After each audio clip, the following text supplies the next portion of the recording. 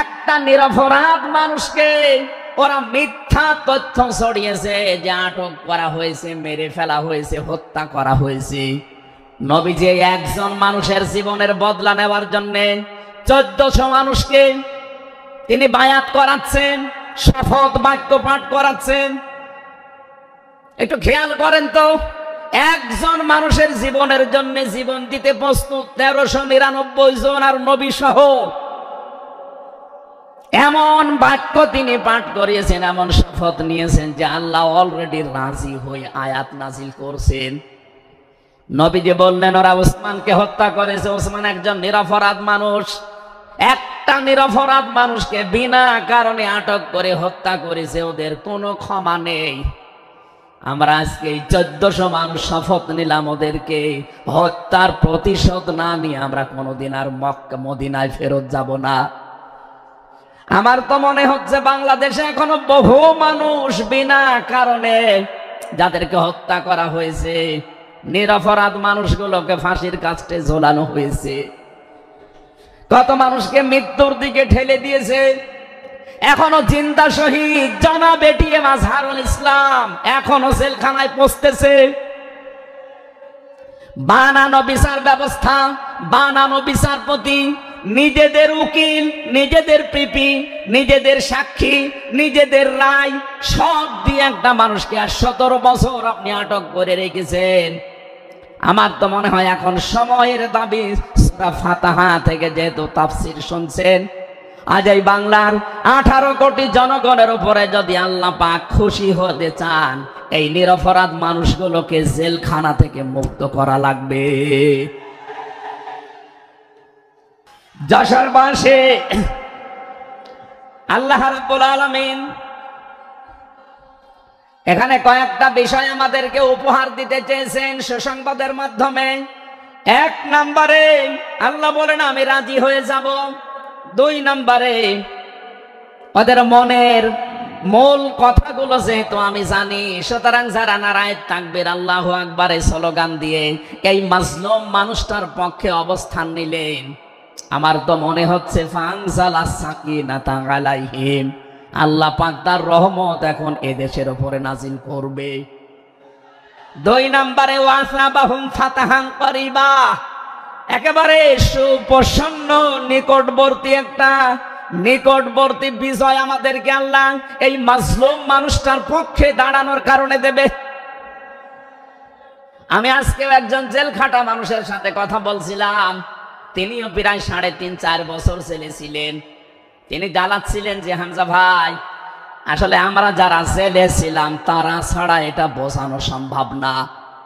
বহু মানুষ বিনা অপরাধে, বিশেষ করে 15.5 বছরে তো হবে, বিনা কারণে বিনা অপরাধে কিচ্ছু জানে না, বছরের পর বছর জেলে পৌঁছতেছে। ওরা যদি একজন নিরপরাধ মানুষকে মিথ্যা কথা ছড়িয়ে দেওয়ার কারণে নবী যেরকম সিদ্ধান্ত নিতে পারে, আজ বাংলার 18 কোটি মানুষ দল বেদল সব ভুলে গিয়ে নিরপরাধ যত মানুষ জেলে ভর্তি আছে, গুম হয়েছিল, খুন হয়েছিল যারা, এদের পক্ষে দাঁড়াতে যদি সত্যি আপনি মন থেকে এগিয়ে আসতে পারেন, আল্লাহর কসম আমাদের সামনে আল্লাহ বিজয় দেখাবেন। বাংলাদেশের ঐতিহ্যবাহী জেলা যশোর, 8 দিন সকিনা মেডিকেল কলেজ প্রাঙ্গণে পোলের হাট যশোর 3 দিন ব্যাপী ঐতিহাসিক তাফসীরুল কোরআন মাহফিলের 2য় রজনীর স্বনামধন্য সভাপতি, অতদা অঞ্চলের তৃতীয় সন্তান, ইসলামিক চিন্তাবিদ, চিকিৎসাবিদ মরহুম শেখ আকিজউদ্দিন, তার বড় সন্তান আলহাজ ডাক্তার শেখ মহিউদ্দিন, আতালাল্লাহু আমরাহু ওয়া বারাকাল্লাহু ফি হায়াতি, বলেন আমিন। আমি প্রথমে দোয়া করছি মহান রব্বুল ইজ্জাত আল জালালের দরবারে, মরহুম শেখ আকিজউদ্দিন তার একজন সন্তান এ দুনিয়া থেকে বিদায় নিয়েছে। এ মাহফিল যিনি এককভাবে বাস্তবায়ন করতেন খুলনা বেজেরডাঙ্গার ময়দানে, উনি কয়েক বছর আমাদের ভেতরে নেই। আলহাজ শেখ মমিন উদ্দিন, আল্লাহ রাব্বুল আলামিন তার কবরটাকে যেন জান্নাতুল ফেরদাউস বানিয়ে দেন, বলেন আমিন। দল মত জাতি বর্ণ ধর্ম নির্বিশেষে কোরআনে কারীম শোনার জন্য যারা এই ময়দানে ছুটে এসেছে রাতের বেলা, আমরা যে খুশি প্রকাশ করার জন্য বলছি আলহামদুলিল্লাহ। সম্মানিত দুইজন উপস্থাপক, আজকে আপনাদের সামনে যারা কথা বলছিলেন, আপনাদের যশোরের কৃতি সন্তান বিশিষ্ট সঙ্গীত শিল্পী শ্রদ্ধাভাজন বড় ভাই জনাব কবির বিন সামাদ দামাত বারকাতুহুমুল আলিয়া। সম্মানিত উপস্থাপক হিসাবে আরেকজন আছেন বাংলাদেশের কৃতি সন্তান ইসলামিক চিন্তাবিদ নাশিদ শিল্পী বড় ভাই জনাব আমিরুল মমিনিন মানিক হাফিজাহুল্লাহ। যে আল্লাহ আমাদেরকে কণ্ঠ ছেড়ে দিয়েছেন কথা বলার জন্যে। 15.5 বছর মনে হচ্ছিল যে আমাদের বুকের উপর একটা পাথর চাপা দেওয়া আছে। পাথরটা আল্লাহ নিজের কুদরতি ভাবে সরিয়ে দিয়েছেন। যে আল্লাহ আমাদেরকে এখন এই যে কথা বলার মতো সুযোগ দিয়েছেন, বলেন আলহামদুলিল্লাহ। পৃথিবীতে মানুষ যা পেয়েছে সব কিছুর তুলনায় আল্লাহর কাছে কোরআনে কারীম শ্রেষ্ঠ সম্পদ। আজকের এই ময়দানে সম্পর্ক শুধু কোরআনে কারীমের সাথে, নয়তো আমরা এই হাজার লক্ষ মানুষেরা এ রাতের বেলা প্রচন্ড শীত অপেক্ষা করে আসতাম না। শুধুমাত্র শেখ মহিউদ্দিন সাহেব ডাক দিলে আমরা আসতাম, বিষয়টা এমন না। এখানে সম্পর্ক এই সৌন্দর্যের সাথে কোরআনে। এই জন্য যারা স্বেচ্ছাসেবকের দায়িত্বে আছেন আমি তাদেরকে ওয়েলকাম জানাচ্ছি, ধন্যবাদ জানাচ্ছি। তাদের এই কষ্ট, তাদের এই শ্রম আল্লাহ রাব্বুল আলামিন যেন জান্নাতে যাওয়ার পাতিহ বানিয়ে দেন, বলেন আমিন। কোরআনে কারীমে রাব্বুল আলামিন বলেন, কুল বিফাদলিল্লাহি ওয়া বিরহমাতিহি ফাবিযালিকা ফালিয়াফরাহু হুয়া খায়রুম মিম্মা ইয়াজমাউন। বলেন আল্লাহু আকবার। আল্লাহ পাক বলেন, নবী আপনি বলুন, তাম পৃথিবী যা পেয়ে আনন্দে আছে, যা গেইন করে, যা অ্যাচিভ করে, যা অর্জন করে, আমি আল্লাহর কাছে কোরআনে কারীম শ্রেষ্ঠ সম্পদ। সুতরাং কোরআন যারা পেয়েছে তারা যেন আনন্দ করে। আজকে খুলনা বিভাগের মানুষগুলো, খুলনা বিভাগ সহ বাংলার অন্যান্য বিভাগ থেকেও মানুষেরা আজকে এসেছে কোরআনে কারীম সত্যি যারা শোনার জন্য, বোঝার জন্য এসেছি। এটা পুরা এখন ইবাদত চলছে। আমরা খুশি দুনিয়ার সব কিছুর তুলনায় আজকে, বলেন আলহামদুলিল্লাহ। প্রাণপ্রিয় শ্রোতা মণ্ডলী, কোরআনের শ্রোতা যারা আমরা এখানে বসে আছি, এর আগে যারা দুনিয়ায় কোরআনে কারীম শুনেছে, কিয়ামত পর্যন্ত যারা শুনবে, কোরআনে কারীম এই শ্রোতাকে 3 ভাগে বিভক্ত করে দিয়েছে। এখানে ওই 3 প্রকার মানুষ আছে, কিয়ামত পর্যন্ত তারা থাকবে। প্রথম নাম্বার, এই কোরআনে কারীম শোনার পরে যারা বাধা দিয়েছিল এই দুনিয়ায়, আল্লাহর কোরআন তাদেরকে ঘোষণা দিয়েছে তারা কাফের। এই বাংলাদেশে আমরা এই 54 বছরে নামধারী মুসলমান, কিন্তু অনেক কাফেরের আচরণ দেখতে পেয়েছি। সূরা হামিম সেজদার 26 নম্বর আয়াতে আল্লাহ তাদের পরিচয় দিয়েছেন, وقال الذين كفروا لا تسمعوا لهذا القرآن والغوا فيه لعلكم تغلبون। আল্লাহ পাক বলেন, কাফেরেরা সিদ্ধান্ত নিয়েছিল সব চলতে দেওয়া যাবে, মুহাম্মাদের কোরআনে কারীম এটা চলতে দেওয়া যাবে না। কারণ তারা বুঝেছিল এটা 1500 বছর আগে নাযিল হওয়া। ভালোভাবে আবু জাহেল টের পেয়েছিল, বুঝেছিল এ কোরআনে কারীম মুহাম্মদুর রাসূলুল্লাহ যেটা বোঝাতে চায়, এটা যদি সত্যি জনগণ বুঝতে পারে আর মেনে নেয়, আমি যে অবৈধ চেয়ারে বসে আছি এই চেয়ার থাকবে না। যুগে যুগে যারা কোরআন বাধা দিয়েছে তারা এইটাই টের পেয়েছে। তারা খুব ভালোভাবে জানে কোরআন যারা প্রচার করে সত্যিই কোরআনের এই কথাগুলো যদি সাধারণ মানুষেরা জনগণ বুঝে ফেলে, আমরা যে শয়তানি করি, আমরা যে অবৈধভাবে টিকে আছি, এইটা থাকবে না। এই জন্য বাস্তবতা হচ্ছে কোরআন শুনলে বাধা দেবে এরা এক নাম্বারে কাফের। আমরা জানি কাফের মারা গেলে জানাজা হয় না, হয়? বলেন বলেন।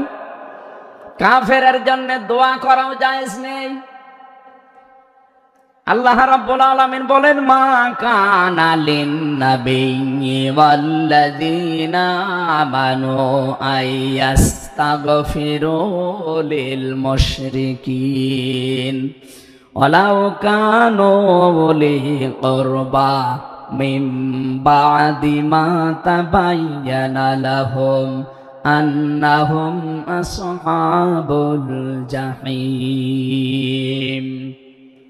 সূরা তাওবা 113 নম্বর আয়াতে আল্লাহ জানিয়েছেন হযরত ইব্রাহিম আলাইহিস সালাম সম্পর্কে যদিও আয়াতটা নাযিল হওয়া তাম দুনিয়ার মানুষকে উদ্দেশ্য করা আয়াত দিয়ে, হে নবী, কোন নবীর জন্য কোন ইমানদারের জন্য এটা জায়েজ না, শোভনীয় না, উচিত না যে কোন মুশরিক মারা গেলে তার জন্য আল্লাহর কাছে সে ক্ষমা চাবে, ইস্তেগফার করবে।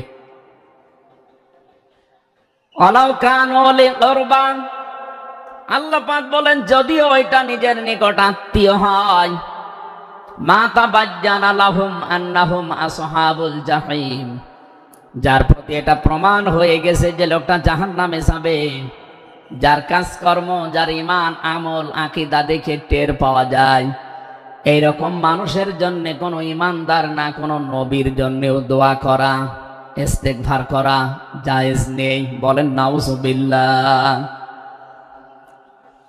একজন নবীকে যদি আল্লাহ এই কথা বলতে পারেন, আমি আয়াতের ব্যাখ্যায় পড়েছি মুহাম্মদুর রাসূলুল্লাহ সাল্লাল্লাহু আলাইহি ওয়াসাল্লামের নিজের আপন চাচা আবু তালিব, এই লোকটা যখন মারা যাচ্ছিল বিশ্ব নবী নিজে তার কাছে গিয়ে বললেন, ইয়া আম্মি আবি তালিব কুল লা ইলাহা ইল্লাল্লাহ হাজ্জুল লাকা ইনদাল্লাহি ইয়াউমাল কিয়ামাহ, বুখারী শরীফের হাদিস।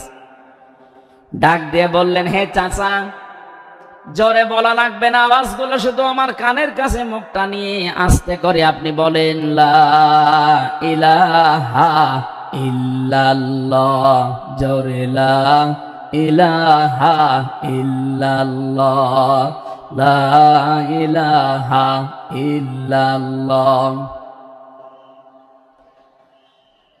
লা ইলাহা ইল্লাল্লাহ মুহাম্মাদুর রাসূলুল্লাহ।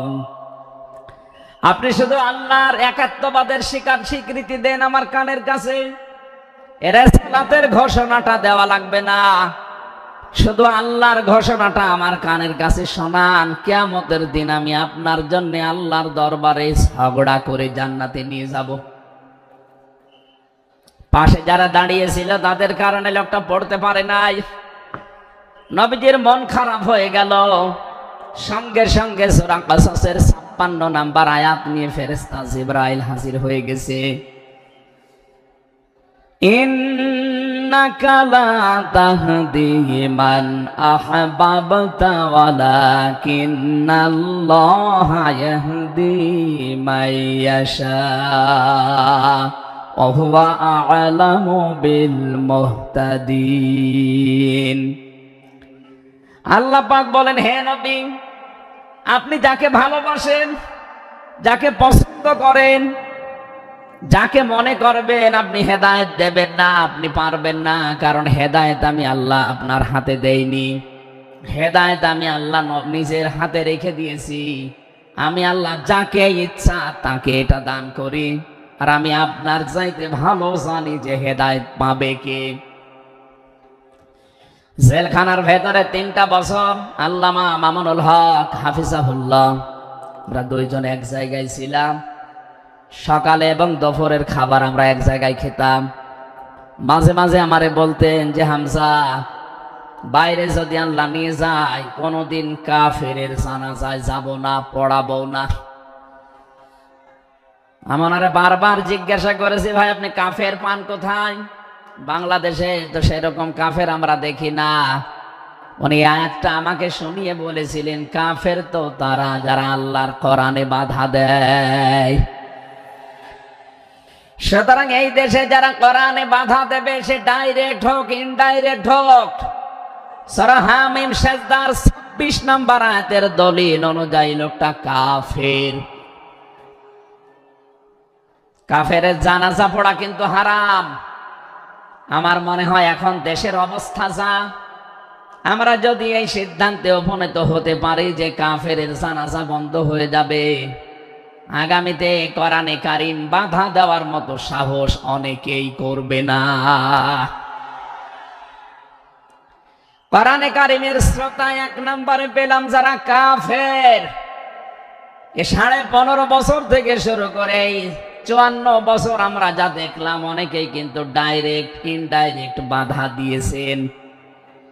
এখনো যদি ওইরকম মানুষ থাকেন এই দেশে, আপনি তাওবা করবেন, আপনি সংশোধিত হয়ে যাবেন। আর যেহেতু এখন সংস্কার চলছে, আপনি নিজেকেও সংস্কার করে নেবেন। কোরআনের শ্রোতা হিসাবে আমরা 2 নম্বরে পেয়েছি তাদের নাম। আল্লাহ রাব্বুল আলামিন বলেন, ওয়াইদা কিলা লাহুম তাআলাউ ইলা মা আনজালাল্লাহু ওয়া ইলার রাসূলি রাআইতাল মুনাফিকিনা ইয়াসুদ্দুনা আনকা সুদুদা।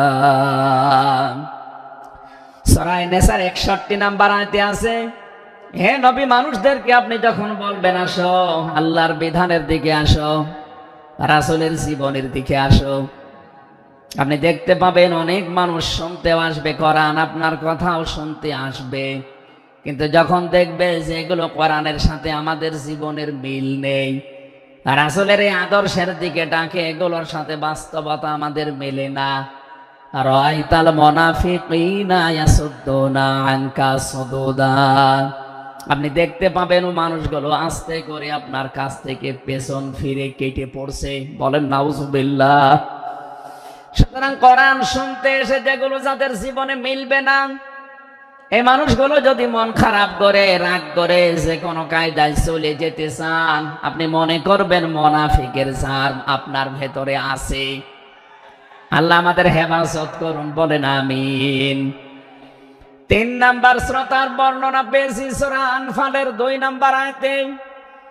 আল্লাহ পাক বলেন, ইন্নামাল মুমিনুনা আল্লাযীনা ইযা যুকিরাল্লাহু ওয়াজিলাত কুলুবুহুম ওয়া ইযা তুলিয়াত আলাইহিম আয়াতুহু যাদাতুহুম ঈমানা ওয়া আলা রাব্বিহিম ইয়াতাওয়াক্কালুন।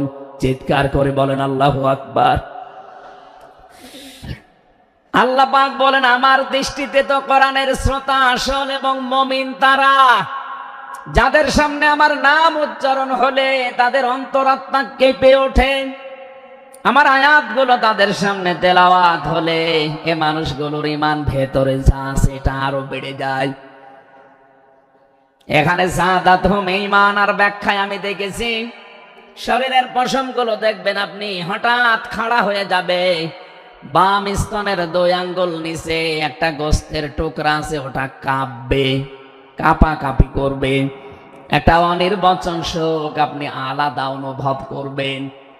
এই 3টা যদি এখন আমাদের ভেতরে তৈরি হয়, আলা রাব্বিহিম ইয়াতাওয়াক্কালুন, বাড়ি যাওয়ার আগে এই সিদ্ধান্ত নিয়ে যাওয়া যাবে যে আল্লাহ ছাড়া আর কারো উপরে আমরা ভরসা করি না। বলেন সুবহানাল্লাহ। এই 3টা আয়াত দিয়ে আমি বোঝাতে চেয়েছি কাফের কারা, মুনাফিক কারা, আল্লাহর দৃষ্টিতে মুমিন কারা।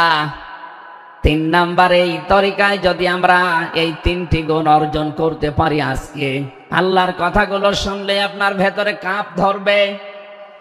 দুই নাম্বারে আল্লাহর আয়াত তেলাওয়াত হবে, যখন বুঝতে পারবেন যে কি বলে। ওয়াইদা সামিউ মা উনজিলা ইলার রাসূলি তারা আয়ুনাহুম তাফিদু মিনাদ দামি মিম্মা আরাফু মিনাল হক ইয়াকুলুনা রাব্বানা আমান্না ফাকতুবনা মা'আশ শাহিদিন। সূরা মায়েদা ৭ নাম্বার পারার ১ম নাম্বার পৃষ্ঠার ১ম নাম্বার লাইনের ৮৩ নাম্বার আয়াতে আছে। তাফসিরে ফি জিলালিল কোরআন থেকে শোনাচ্ছি।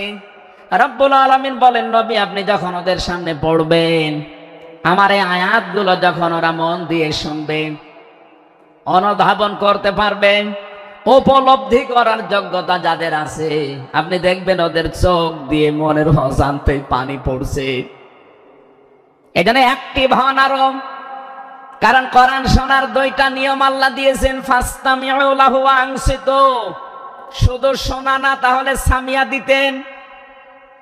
আল্লাহ ফাসতামিউ দিয়েছেন, এজন্য মনোযোগ সহকারে শুনতে হবে। আজকের তেলাওয়াতকৃত আয়াত থেকে আমরা তাফসীর আকারে কথা বলবো ইনশাআল্লাহ। দুই নাম্বারে চুপ থাকা লাগবে। আমি এখনো অনেককে দেখতে পাচ্ছি এদিকে ওদিকে তাকাচ্ছেন, গল্প করছেন। আশা করছি কোরআনে বর্ণিত আল্লাহর এই দুইটা নির্দেশ আপনি মেনে নেবেন। এক নাম্বারে চুপ থাকবেন, দুই নাম্বারে মনোযোগ সহকারে শুনবেন। লাআল্লাকুম তুরহামুন, আশা করা যায় আল্লাহর রহমত এখানে নাযিল হবে। আল্লাহ আমাদেরকে আয়াতটা মেনে চলার তৌফিক দেন, বলেন আমিন। এজন্য কোরআনের আলোচনা শুনলে সবার চোখে পানি আসবে না। যারা এটা উপলব্ধি করতে পারবে, অনুধাবন করতে পারবে, আপনি দেখবেন তাদের মনের অজান্তেই কখন যেন চোখ দিয়ে পানি গড়িয়ে পড়ছে, তারা নিজেরাও টের পাবে না। আল্লাহ জানাই ৩ নাম্বার এই প্রকার শ্রোতা হিসাবে আমাদের কবুল করেন, বলেন আমিন। দরুদ আর সালাম পাঠ করছি আমাদের নবী মুহাম্মদুর রাসূলুল্লাহ সাল্লাল্লাহু আলাইহি ওয়াসাল্লামের প্রতি, যার প্রতি কোরআনে কারীম আল্লাহ নাযিল করেছেন। সেই কোরআনকে যদি আপনি জিজ্ঞাসা করেন, হে কোরআন, যার উপরে নাযিল হলে তার সম্পর্কে তোমার ভেতরে কোনো কিছু আছে, কোনো পরিচয়? আল্লাহ রাব্বুল আলামিনের কোরআন আমাদেরকে শোনাচ্ছেন, وَإِذْ قَالَ رَبُّ وَإِذْ قَالَ عِيسَى ابْنُ مَرْيَمَ إِنِّي رَسُولُ اللَّهِ إِلَيْكُمْ مُصَدِّقًا لِمَا بَيْنَ يَدَيَّ مِنَ التَّوْرَاةِ। আয়াতের শেষের দিকে আল্লাহ ইসমুহু আহমাদ এই শব্দ দিয়ে জানিয়েছেন, হযরত ঈসা আলাইহিস সালাম তিনি জানিয়ে গিয়েছেন এই পৃথিবীতে আমার পরে একজন নবী আসবে যার নাম হবে আহমদ। আমাদের নবীর পরিচয়টা আল্লাহ কোরআনে কারীম যিনি নাযিল করলেন তার উপরে, তার ভেতরেই তার নামটা আল্লাহ সংরক্ষণ করে দিয়েছেন। প্রশ্ন আসতে পারে, এক একজনের তো বহু নাম আমরা দেখি। হে কোরআন, তোমার ভেতরে কি মুহাম্মদুর রাসূলুল্লাহ সাল্লাল্লাহু আলাইহি ওয়াসাল্লাম এই নাম তোমার ভেতরে আল্লাহ কি তার সম্পর্কে দিয়েছেন নাকি? আমরা যে তেলাওয়াত করেছি সূরা ফাতিহা, এই সূরা থেকে যেহেতু আজকে আলোচনা করব, এই সূরার প্রথম আয়াতে আমার আল্লাহ আমার নবীর নামকে উল্লেখ করে জানিয়েছেন। এটা ২৯ নাম্বার আয়াত, মুহাম্মাদুর রাসূলুল্লাহ। সূরা ফাতিহার ২৯ নাম্বার আয়াতটা আমরা পড়েছি ৪ ভাগের ১ ভাগ। এই আয়াত থেকে আমরা আজকের আলোচনার বিষয় সাজিয়েছি। আমার আজকের বিষয়বস্তু, আমরা মুহাম্মাদুর রাসূলুল্লাহর উম্মত হতে চাই। সত্যি যদি আল্লাহর দৃষ্টিতে বিশ্বনবী মুহাম্মদুর রাসূলুল্লাহর উম্মত আমরা হতে চাই, মাস্ট বি তেলাওয়াতকৃত আয়াতের এই বর্ণিত গুণগুলো আমাদের এখন থেকেই অর্জন আরম্ভ করা লাগবে। আমি সহ যারা এসেছি অবশ্যই আল্লাহ এই গুণগুলো এখন থেকে যেন পালন করার তৌফিক আমাদেরকে দান করেন, আমিন। সূরার নাম সূরা ফাতিহা। ফাতাহ মানে বিজয়। এই সূরার প্রথম আয়াতের ভেতরে এই শব্দটা আছে, এখান থেকে নামকরণ করা হয়েছে। আল্লাহ রাব্বুল আলামিন বলেন, ইন্না ফাতাহনা লাকা ফাতহাম মুবিনা। অবশ্যই হে নবী, আমি আপনাকে একটা সুস্পষ্ট বিজয়ের সুসংবাদ দিচ্ছি। এই বিজয়ের ঘটনা তো ঐতিহাসিকভাবে ইবনে কাসিরের ভেতর থেকে আমি শিক্ষার জন্য এবার বলছি। এদিকে খুব অ্যাক্টিভ হয়ে থাকবেন। এই সূরা ফাতিহার 18 নম্বর আয়াত। আমার যতটুকু পড়াশোনা আছে, আমার যতটুকু লেখাপড়ার স্টাডি আছে, এই আয়াতটা এখন বাংলাদেশে সবচাইতে বেশি প্রয়োজন। সূরা ফাতিহা 18 নম্বর আয়াত। যে যেখানে আছেন, দাঁড়িয়ে আছেন, বসে আছেন, শুয়ে আছেন, কান এবার খাড়া করে দেন। হুদায়বিয়ার সন্ধির যে ঘটনা আমরা শুনেছি এতদিন পর্যন্ত, শুধু শুনেছি অনেকে, কিন্তু এখান থেকে শিক্ষাটা আজ অনেকে নেয়নি। বাংলাদেশের এখন যে অবস্থা, এই শিক্ষা নেওয়ার সময় এখনই। নবীজি 1400 মানুষ নিয়ে এসেছিলেন সাহাবায়ে কেরাম নিয়ে হজ করার জন্য। হুদায়বিয়া নামক যে জায়গাটা এখন কূপ আছে, এখানে এই জায়গায় নবীজি আশ্রয় নিলেন, আস্তানা গাড়লেন, তাঁবু গাড়লেন।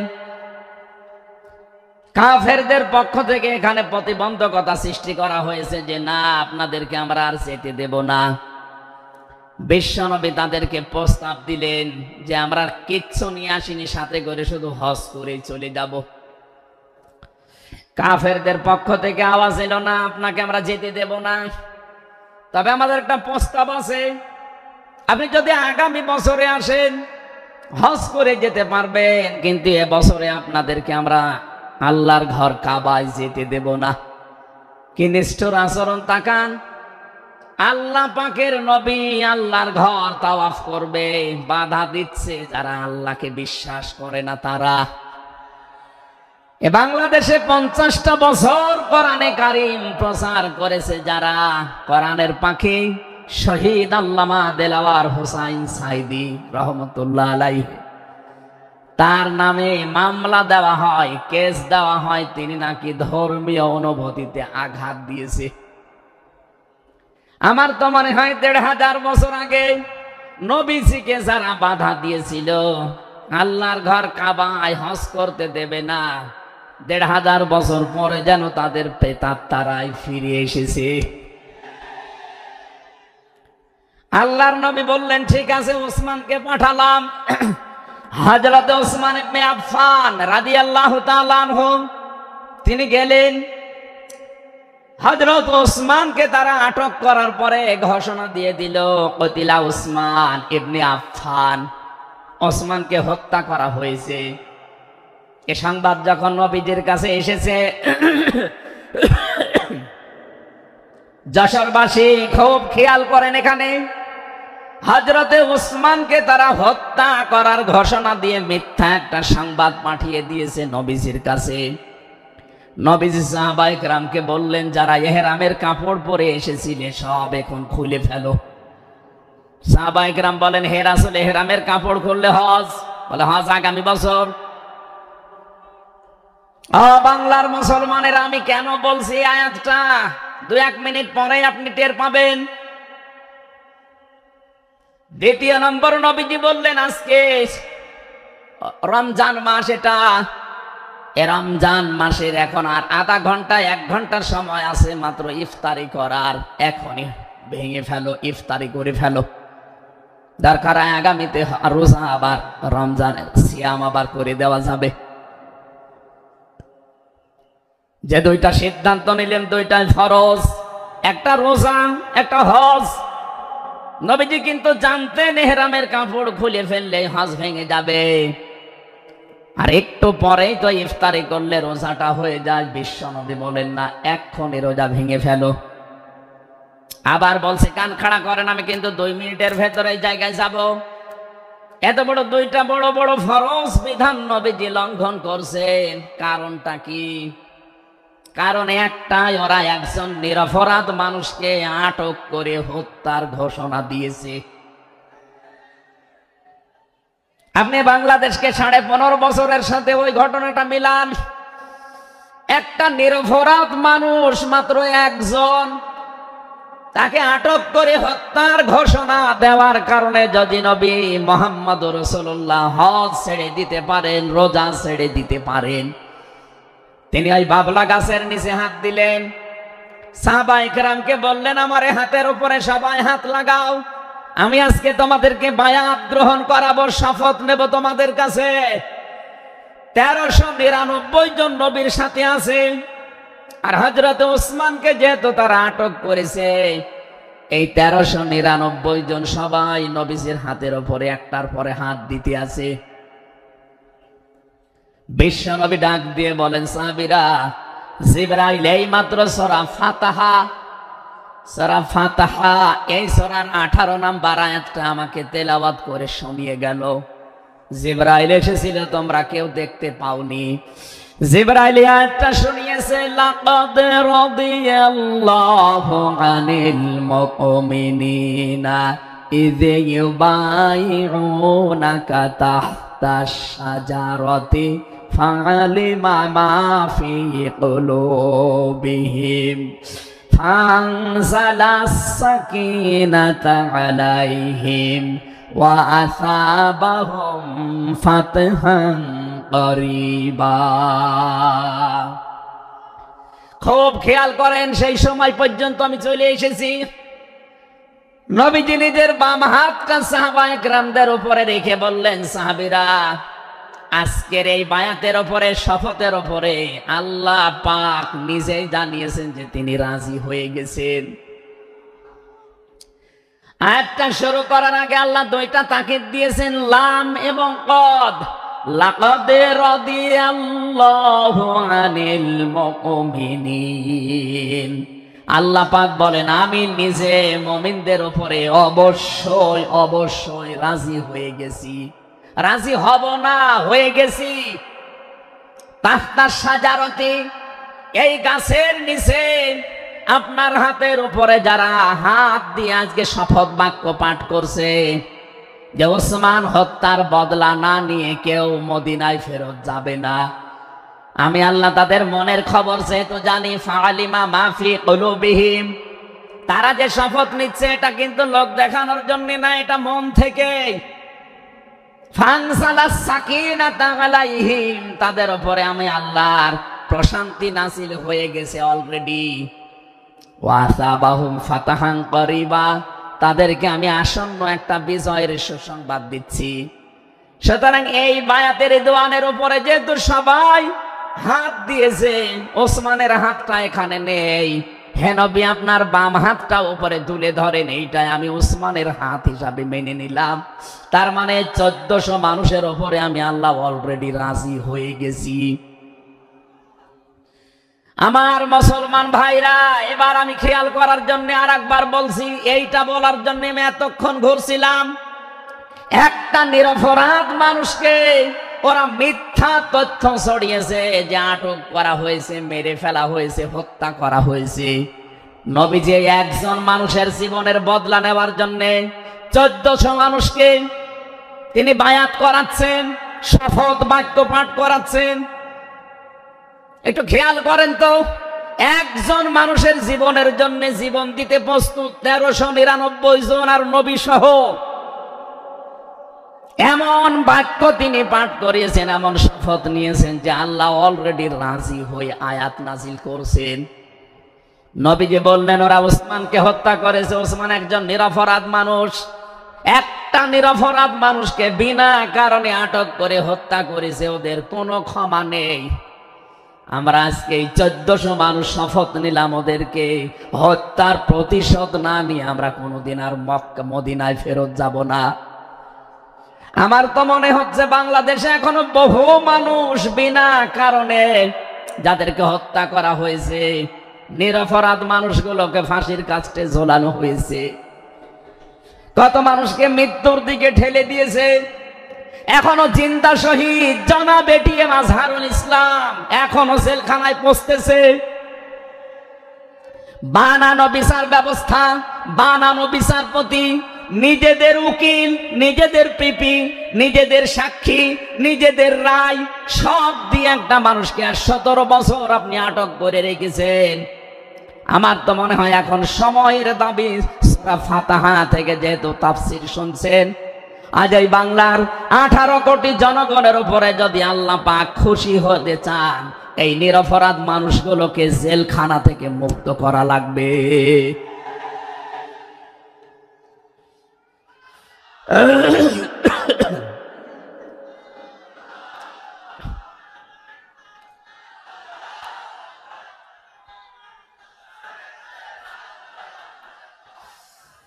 যশোরবাসী আল্লাহ রাব্বুল আলামিন এখানে কয়েকটা বিষয় আমাদেরকে উপহার দিতে চেয়েছেন সুসংবাদের মাধ্যমে। 1 নম্বরে আল্লাহ বলেন আমি রাজি হয়ে যাব। 2 নম্বরে ওদের মনের মূল কথাগুলো যেহেতু আমি জানি, সুতরাং যারা নারায়ে তাকবীর আল্লাহু আকবার স্লোগান দিয়ে এই মাজলুম মানুষটার পক্ষে অবস্থান নিলেন, আমার তো মনে হচ্ছে ফানজালাস সাকিনাতা আলাইহিম, আল্লাহ পাক তার রহমত এখন এদেশের উপরে নাজিল করবে। 2 নম্বরে ওয়াসাবাহুম ফাতাহান করিবা, একেবারে সুপ্রসন্ন নিকটবর্তী বিজয় আমাদেরকে আল্লাহ এই মাজলুম মানুষটার পক্ষে দাঁড়ানোর কারণে দেবে। আমি আজকেও একজন জেলখাটা মানুষের সাথে কথা বলছিলাম, তিনিও প্রায় 3.5-4 বছর জেলে ছিলেন। তিনি জ্বালাচ্ছিলেন যে হামজা ভাই, আসলে আমরা যারা জেলে ছিলাম তারা ছাড়া এটা বোঝানো সম্ভব না। বহু মানুষ বিনা অপরাধে, বিশেষ করে 15.5 বছরে তো হবে, বিনা কারণে বিনা অপরাধে কিচ্ছু জানে না, বছরের পর বছর জেলে পচতেছে। ওরা যদি একজন নিরপরাধ মানুষকে মিথ্যা কথা ছড়িয়ে দেওয়ার কারণে নবী যেরকম সিদ্ধান্ত নিতে পারে, আজ বাংলার 18 কোটি মানুষ দল বেদল সব ভুলে গিয়ে নিরপরাধ যত মানুষ জেলে ভর্তি আছে, গুম হয়েছিল, খুন হয়েছিল যারা, এদের পক্ষে দাঁড়াতে যদি সত্যি আপনি মন থেকে এগিয়ে আসতে পারেন, আল্লাহর কসম আমাদের সামনে আল্লাহ বিজয় দেখাবেন। বিজয় আমরা দেখতে পাচ্ছি সূরা কসস 20 নম্বর পারা 4 নম্বর পৃষ্ঠার 15 নম্বর লাইনের 5 নম্বর আয়াত। বাড়িতে যে আয়াতটা তাফসীর দেখবেন, আল্লাহ রাব্বুল আলামিন বলেন নুরিদু আন্নামুন্না আলাল্লাযীনা ইসতাদঈফু ফিল আরদ ওয়া নাজআলাহুম আইম্মাতাও ওয়া নাজআলাহুমুল ওয়ারিসিন। আমি আল্লাহ একটা ইচ্ছা করলাম, হাজার হাজার বছর আগে হে নবী, এই পৃথিবীর ময়দানে ফেরাউন নামে একটা লোক ছিল। রাষ্ট্রীয় ক্ষমতায় থাকার কারণে ওই দেশে বিভিন্ন দলে বিদলে বিভক্ত করে মানুষকে রেখেছিল, আর একটা দলকে সে টার্গেট নিয়ে কোণঠাসা করে, ছোট করে, হীন করে রেখেছিল। সেই দলটা ছিল মুসা নবীর দল। আমি আল্লাহ একটা ইচ্ছা করলাম, জমিনের উপরে যাদেরকে দুর্বল করে রেখেছে ফেরাউন, এই দুর্বল দলের উপরে আমি আল্লাহ মনন করব। মনন মানে অনুগ্রহ করা, দয়া করা। আমি আল্লাহ দয়া করব তাদের উপরে, মনন করব।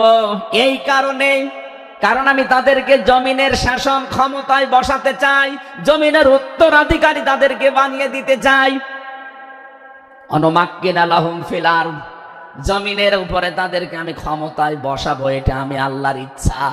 বলেন তো, আল্লাহ যদি কোনো ইচ্ছা করে ওটা রদ করার কেউ আছে? আরো জোরে বলেন আছে? সুতরাং এই আয়াত দিয়ে আমি যেহেতু 100 ভাগ আয়াতটা বিশ্বাস করি, হাজার হাজার বছর আগে ফেরাউনের এই জীবনের সাথে, কাহিনীর সাথে, তাফসীরের সাথে আমি বাংলাদেশে আয়াতটা মিলিয়েছি। দেখতে পেয়েছি 2024 সালের 5 আগস্টের পরে একটা দলের সাথে আয়াতটা মিলে যাচ্ছে। আপনি যাই মনে করেন এইটাই বাস্তব। এ 54 বছরে ভুয়া ধোয়া তুলে ভুয়া চেতনার নাম দিয়ে যাদেরকে কণ্ঠাসা করে রেখেছিলেন জনগণের কাছ থেকে, আল্লাহ যেন হঠাৎ করে মানুষের মনের ভেতরে তাদের প্রতি পরিবর্তন এনে দিয়েছেন। আল্লাহ পাক যেন এই মানুষগুলোকে একটা মনন করেছেন, একটা দয়া দেখিয়েছেন।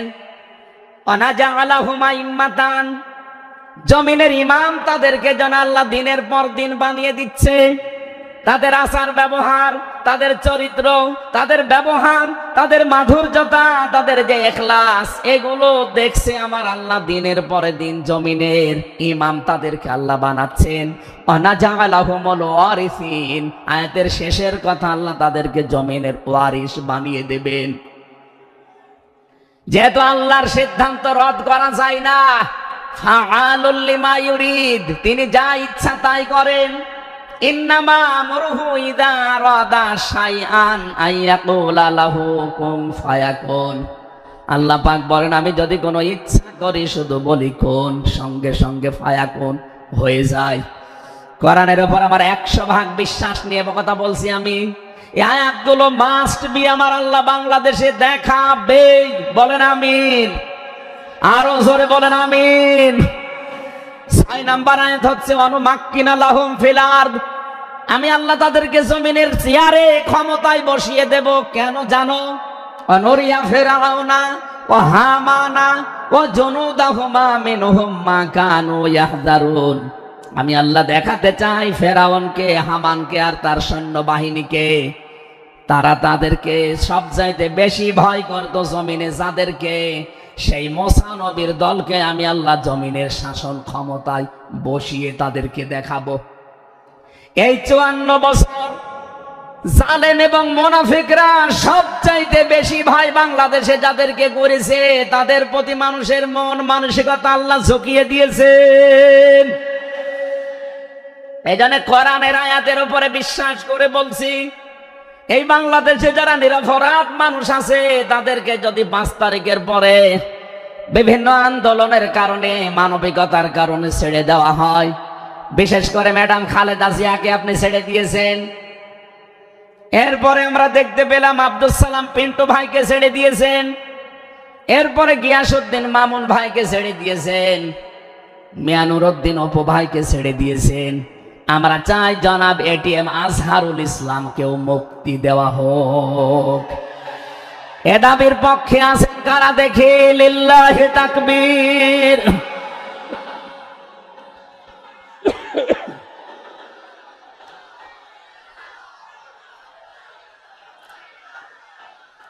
আলহামদুলিল্লাহ ভাই, আমি আয়াতটা পড়লাম এই জন্যে, 1500 বছর আগে একটা নিরপরাধ মানুষের পক্ষে দাঁড়ানোর কারণে যদি আল্লাহ এতগুলো সুসংবাদ দিতে পারে, সাকিনা নাজিল করা, সুপ্রসন্ন একেবারে নিকটবর্তী বিজয় দেওয়া, আমরা যদি আজ নিরপরাধ মানুষগুলো যারা আজ জুলুমের শিকার হয়ে 15.5 বছর 17 বছর মানবেতর জীবন যাপন করছে, আমি তো 3 বছর তার ভুক্তভোগী। 3টা বছর আমাদেরকে ফাঁসির কন্ডেম সেলের ভেতরে 24 ঘন্টা লকআপ দিয়ে রাখতেন। কি করেছিলাম আমরা? আজকে এই যে মাহফিলের 6 জন আলেমের ভেতরে আমরা 3 জনই এক জায়গায় ছিলাম জেলখানায়, আর বাকি 3 জনের ভেতরে একজন তো বাইরের দেশে, আর 2 জন আব্দুল হাই সাইফুল্লাহ, শাইখ আহমদুল্লাহ, 2 জন মুসলিম। তাদেরকেও কোরআনের কথায় দেশে 15.5 বছর আপনারা বলতে দেননি। এজন্য আমি আয়াত থেকে যেটা শিক্ষা দিতে চাই, কাটছাট কথা বলছি। বাংলাদেশে যদি আল্লাহর সাকিনা, প্রশান্তি মনে এবং বাইরে আপনি দেখতে চান, সুপ্রসন্ন বিজয় যদি দেখতে চান, অবশ্যই আপনাকে নিরপরাধ যারা এখনো পর্যন্ত বিভিন্ন জায়গায় মাজলুম হয়ে আছে তাদের পক্ষ নেওয়া লাগবে। কথা বলুন। আল্লাহ আজকে আমাদের জীবনে 100% মেনে চলার তৌফিক দেন, বলেন আমিন। এই সূরা ফাতিহা থেকে আমরা পড়েছি 29 নম্বর আয়াত। আমাদের আলোচনার বিষয় মুহাম্মদুর রাসূলুল্লাহর উম্মত কারা। রব্বুল আলামিন বলেন মুহাম্মদুর রাসূলুল্লাহ। মুহাম্মদ সাল্লাল্লাহু আলাইহি ওয়াসাল্লাম আল্লাহর রাসূল, হে নবী, দুনিয়ার কেউ যদি আপনার রেসালাত স্বীকার না করে, কেউ যদি সাক্ষী না দেয়, আমি আল্লাহ নিজে সাক্ষী দিয়ে দিলাম আপনি আমার রসুল। সুতরাং এই বাংলার জমিনে কেউ যদি নবীর আদর্শ না মানে, বিশ্ব নবীর কোনো ক্ষতি হবে না, আল্লাহর কোনো লস নেই, যত ক্ষতি আমাদের। কথা বলেন না কেন? কোরআনের চোখ লাগিয়ে দেখতে পাচ্ছি এদেশে হাজারো মানুষ জাহান্নামে দৌড়াচ্ছে, কারণ নবী মুহাম্মদ রাসূলুল্লাহ বাদ দিয়ে পৃথিবীতে যদি অন্য কাউকে কিয়ামত পর্যন্ত কেউ আদর্শ মেনে চলে, কোরআনের কসম দিয়ে বলছি মাস্ট বি, লোকটা জাহান্নামী।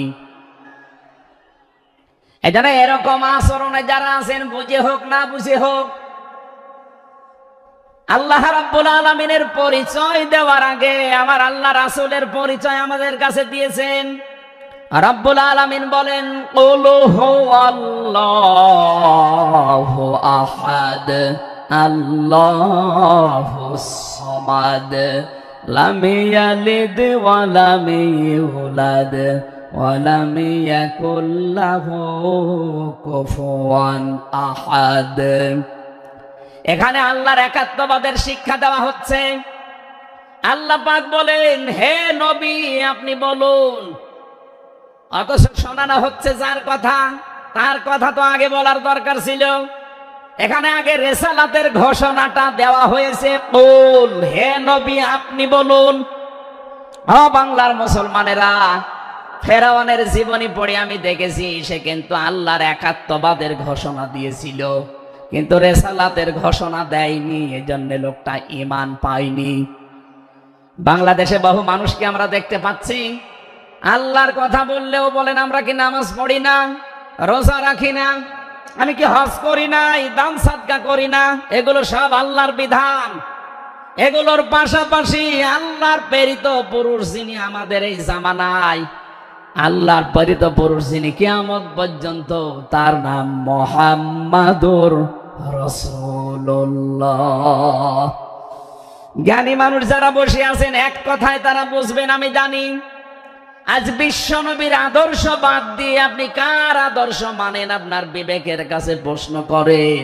এটা রাজনীতি মনে করে কেউ যদি চলে যান, আপনার কপালে আগুন লাগবে, আপনারও মরণ হবে ফেরাউনের মতো। ও আল্লাহকে মেনেছিল কিন্তু রেসালাত মানে নাই। এদেশে আজ অনেকেই আল্লাহর কথা বললে নামাজ পড়ে, রোজা রাখে, হজ করে আসে, দান সাদকা করে। আরে ভাই, এগুলো সবই আল্লাহর বিধান।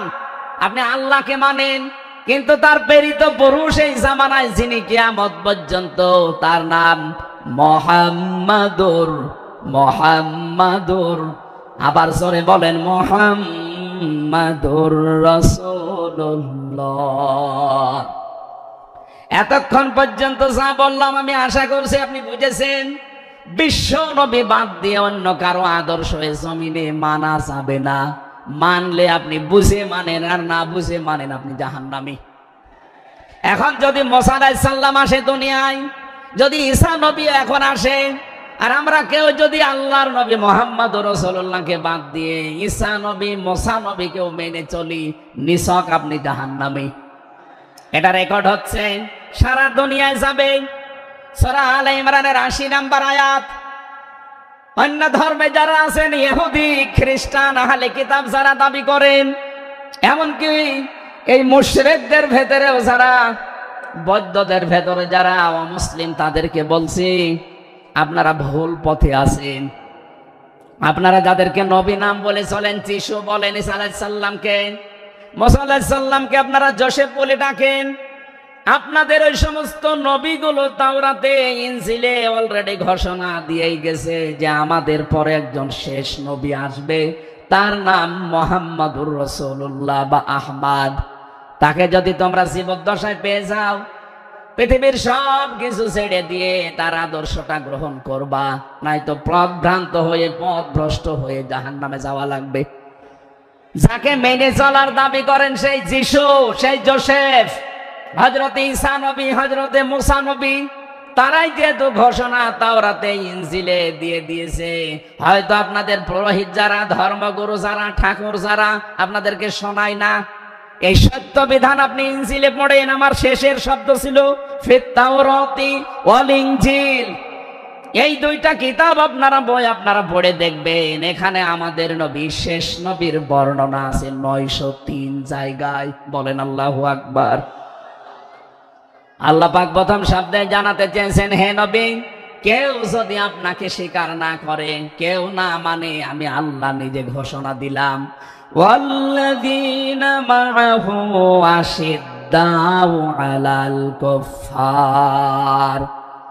আপনার সঙ্গে সাথে যারা হবে, আপনার সাথে যারা থাকবে, আপনার উম্মত বলে যারা কিয়ামত পর্যন্ত দাবি করবে, তাদের ভেতরে এই গুণগুলো মাস্ট বি পাওয়া যাবে। যশোরবাসী, এবার আপনাদের জন্য আপনি মিলান তো, এই আয়াতটা নিজের জীবনে আছে কিনা। ওয়াল্লাযীনা, আর যারা মাআহু, আপনার সঙ্গে থাকবে, আশিদ্দাউ আলাল কুফফার, তারা কাফেরদের প্রতি বজ্রকণ্ঠ হবে। কালকে মাওলানা মামুনুল হক, আমি ছিলাম কালকে চট্টগ্রামের ফেনীতে, একটু লাইভ দেখেছি। উনি কিন্তু শেষের দিকে এটা জানিয়েছেন, ওঠো, বজ্রমুঠি করো, ঘোষণা দাও।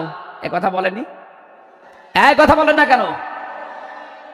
ওনার এইটাই সামারাইজ, আশিদ্দাউ আলাল কুফফার, কাফেরদের প্রতি কঠোর হওয়া লাগবে। সেই সময় এখন অলরেডি চলছে। প্রতিবেশী নামে আমাদের যারা আছে, যেহেতু প্রতিবেশী পাল্টানো যায় না, এই জন্য আমরা বেশি কিছু বলছি না। আমরা আশা করব যে প্রতিবেশীর চরিত্র পাল্টাবে। নবীজি প্রতিবেশী সম্পর্কে এত বেশি কথা জানিয়েছেন, মাঝে মাঝে বলতেন, জিবরাইল, প্রতিবেশী সম্পর্কে যত কথা তুমি বলো, মনে হয় যে আমার জমি জায়গার ভাগও দেওয়া লাগবে। যেহেতু এত দামি জিনিস প্রতিবেশী, এত গুরুত্বপূর্ণ, আপনাদেরকে তো আমরা পাল্টাতে পারবো না, আমাদের জমির সাথে আপনাদের জমি। এই জন্য বলছে আপনারা চরিত্র পাল্টাবেন। আপনি মাইক্রোসফট, ভয়েস অফ আমেরিকা, এগুলো সব খ্রিস্টানরা, ইহুদিরা চালায়। তারা তামাম দুনিয়ার 257টা রাষ্ট্রে কিন্তু অলরেডি জানিয়ে দিয়েছে, বিশ্বে সবচাইতে বেশি মিথ্যা কথা বলা হয় ভারতে। পৃথিবীর 257টা রাষ্ট্রের ভেতরে সবচাইতে বেশি সংখ্যালঘুরা নিরাপত্তার সহিত বাস করে বাংলাদেশে। অথচ এই দুইটাই এতদিন, এই 54 বছর আমরা স্বাধীন হয়েছি, 54টা বছরে আমাদের পেছনে এই মিথ্যা দুইটা তথ্য এই প্রতিবেশীরা ছড়িয়েছে। সারা দুনিয়ার মোড়লদেরকে বলতো যে বাংলাদেশে সংখ্যালঘু নির্যাতন হয়। এদেশের গোবিন্দ পরামানিক, কুমার কি সেন যেন, কয়েকজন মিলে তারা বিবৃতি অলরেডি মাঝে মাঝাই দিচ্ছে যে আগস্টের 5 তারিখের পর থেকে বাংলাদেশে আমরা সবচাইতে বেশি নিরাপত্তায় আছি সংখ্যালঘুরা। এখনো তো কোরআনে কারিম এই দেশে কায়েম হয়নি। আমি কোরআনের এই অনুষ্ঠান থেকে আপনাদেরকে গ্যারান্টি দিতে পারি, আল্লাহর কসম, কোরআনে কারিম যদি এদেশের রাষ্ট্রীয় ক্ষমতায় চলে আসে, বাংলাদেশের সবচাইতে বেশি নিরাপদে থাকবে সংখ্যালঘুরা। একজন মুসলমানের মাথায় যদি কেউ আঘাত করে, একটা গুনাহ হবে। একটা অমুসলিমের গায়ে যদি কেউ আঘাত করে, ডবল গুনাহ হবে।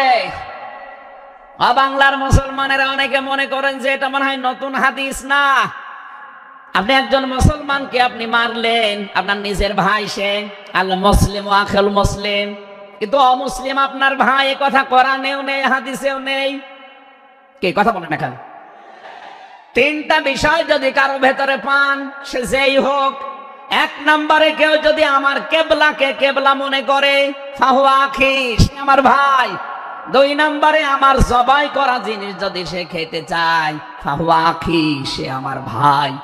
3 নম্বরে সে যদি আমার মতো নামাজ পড়ে, সে আমার ভাই।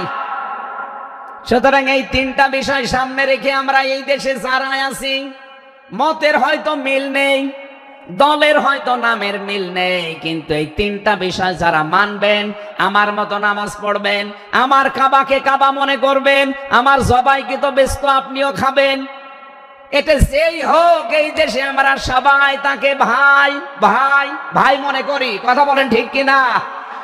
এই তিনটার বাইরে যারা আছেন তারা তো আর আমার ভাই না। তাদের সম্পর্কে কি? তারা আমার এই দেশের আমানাত। এক নম্বরে এই সংখ্যালঘু যারা আছে, হিন্দু হোক, খ্রিস্টান হোক, বৌদ্ধ হোক, মুশরিক হোক, যাই হোক, যারা আছে তাদের উপর যদি আপনি অত্যাচার করেন, তাদের মন্দির ভাঙেন, তাদের দেবতাকে গালি দেন, তাদের মাথায় বাড়ি দেন, চাঁদাবাজি করেন, এক নম্বরে জুলুমের গুনাহ হবে, দুই নম্বরে আমানতের খেয়ানতের গুনাহ হবে। এই জন্য আমরা সাবধান থাকি। আগস্টের 5 তারিখের পরে আমরা অনেকের চরিত্র একটু ওলট পালট দেখতে পাচ্ছি। আশা করছি আপনি থামবেন, নয়তো কিন্তু বদনাম হয়ে যাচ্ছে। আপনি গোয়েন্দা বিভাগের খোঁজ রাখেন, তারা কিন্তু সব নখদর্পণে রেখেছে, কে কি করছে এটা সব তারা দেখছে। এই জন্য আমরা এমন কোন আচরণ না করি আপনার নিজের ভুলের কারণে নিজের পায়ে আবার কোড়াল লেগে যায়। তারা সব দেখতে পাচ্ছে এই 4.5 মাসে কারা মানবতার জন্য কাজ করে, কারা দেশের জন্য কাজ করে, কারা এই 2780 জন মানুষ হাসপাতালের বেডে কাতরাচ্ছে, এদের কাছে কারা গেছে সব খোঁজ তাদের কাছে আছে। 2732 জন মানুষ হত্যা হয়েছে একজনের নির্দেশে। এতগুলো শহীদ পরিবারের পাশে কারা কারা দাঁড়াচ্ছে সব তাদের কিন্তু ডকুমেন্ট আছে। এই জন্য আপনি মনে করছেন আমি ডুবে ডুবে জল খাবো, ঘোলা পানিতে মাছ শিকার করব, কেউ কিছু টের পাবে না, কখনো না। সব তাদের আয়ত্তের ভেতরে আছে। এই জন্য এমন কাজ করা দরকার আমাদের, আগামীতে যেন শুধু ওই 14 দল বাদ দিয়ে আমরা যারা মাজলুম আছি এই মানুষগুলো যেন রাষ্ট্রের দায়িত্ব পায়, আর কোরআন আর হাদিস দিয়ে বাংলাদেশের 56,000 বর্গ মাইল চলে। কারা কারা রাজি আছেন দেখি? লিল্লাহি তাকবীর।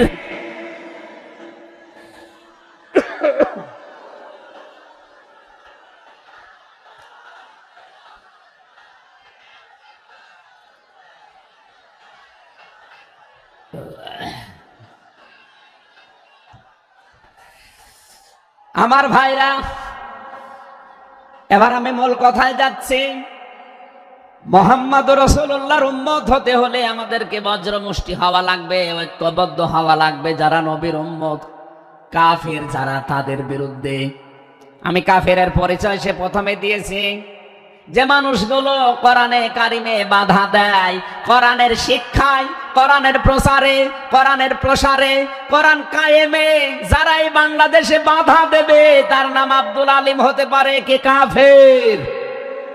এদের বিরুদ্ধে কঠোর হওয়া লাগবে আপনাকে।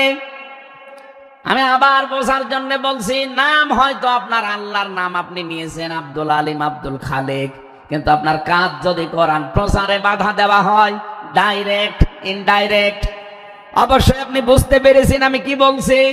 আপনি কিন্তু আর সাধারণ মানুষ নেই, আপনি মুনাফিকও নেই, আপনি মুসলমানও নেই, আপনি কাফের হয়ে গেছেন। আল্লাহ আমাদের হেফাজত করুন, বলেন আমিন। কাফেরদের যত অনুষ্ঠান আছে সেখানেও কড়াকড়ি করা লাগবে আপনাকে।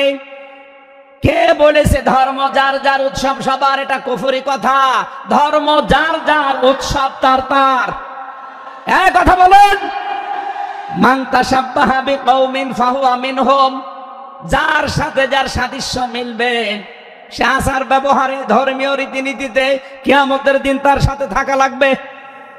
কোনদিন আজ পর্যন্ত আপনি পিটিয়েও কোন হিন্দু ভাইকে গরু জবাই করেন যখন কোরবানি দেওয়ার জন্য, তাকে পাবেন। তারা জানে যেটা আমাদের ধর্মীয় অনুষ্ঠান না, এই জন্য তারা আসে না, ঠিক করে তারা আসে না। আপনি কোন কারণে সেখানে যাবেন?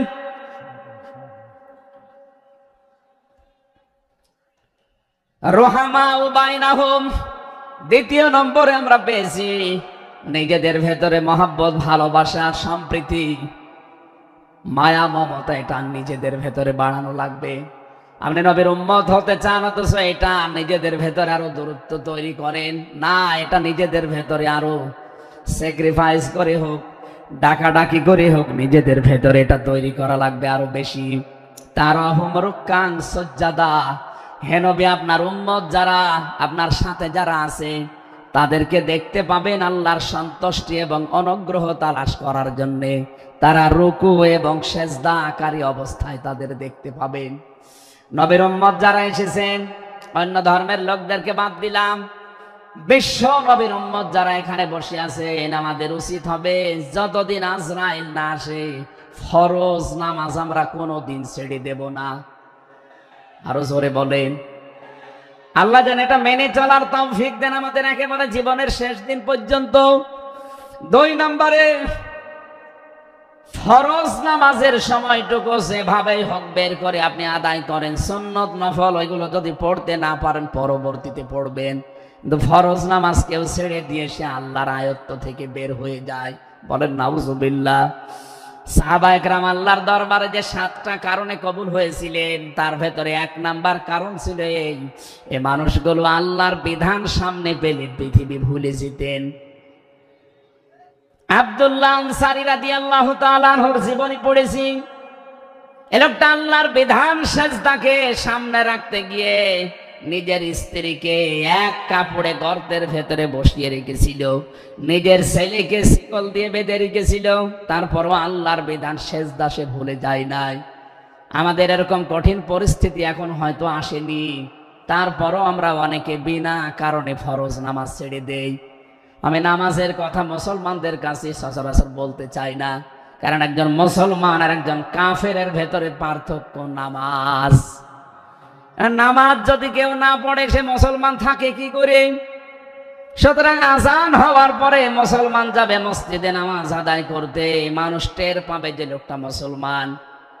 রিজালুল্লাহ তুলহিহিম তিজারাতু ওয়ালা বাইউন আন যিকিরিল্লাহ ইলা আখিরি আয়াত। মুসলমান ব্যবসায়ী যারা, তাদের পরিচয় আল্লাহ দিয়েছেন। আল্লাহ রাব্বুল আলামিন বলেন, এই পৃথিবীর ময়দানে যারা মুসলমান ব্যবসায়ী, আজান হওয়ার সঙ্গে সঙ্গে ব্যবসা প্রতিষ্ঠান বন্ধ করে দিয়ে তারা সেজদায় দৌড়াবে। ইয়াবতাগুনা ফাদলাম মিনাল্লাহি ওয়া রিদওয়ানা। এখানে আল্লাহ 2টা শব্দ ব্যবহার করেছেন। আল্লাহর ফজল যদি কেউ চায় তাহলে অবশ্যই তাকে মসজিদে যাওয়া লাগবে। আল্লাহুম্মা ইন্নী আসআলুকা মিন ফাদলিকা। ফজলের জন্য জমিনে আল্লাহ পাঠিয়েছেন আমাদেরকে, আর রহমতের জন্য তার ঘর মসজিদে পাঠিয়েছেন। এজন্য আল্লাহর রহমতের জন্য 5 বার আল্লাহর ঘরে আমাদেরকে যাওয়ার নির্দেশ দিয়েছেন আল্লাহ। আর যদি ফজল অনুগ্রহ পেতে চাই রিজিক, এগুলোর জন্য জমিন, এই জমিন আল্লাহ আমাদেরকে হালাল রুজি উপার্জন করার যে ব্যবস্থা, এরকম ময়দান যেন তৈরি করে দেন। বলেন আমিন। সিমাহুম ফি ফুজুহিহিম মিন আসারিস সুজুদ।